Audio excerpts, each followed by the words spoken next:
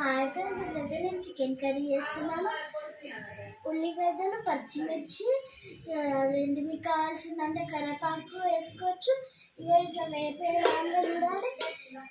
Chicken అయితే కడిగి ఇక్కడైతే పెట్టాను ఫ్రెండ్స్. పెరుగు మసాలా, చికెన్ మసాలా, అల్లం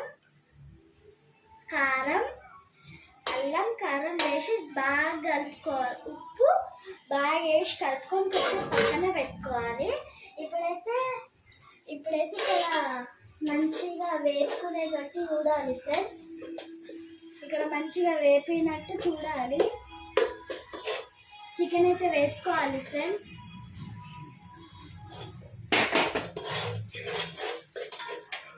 దీంట్లో చికెన్ వేసుకొని బాగా కలుపుకోవాలి. మూత పెట్టేస్తే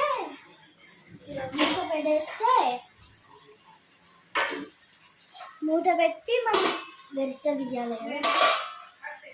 మూత పెట్టి కొంచెంసేపు పక్కన పెట్టుకోవాలి ఫ్రెండ్స్. తర్వాత మీకు కావాలంటే ఎసురు కూడా పోసుకోవచ్చు. Like, share, subscribe.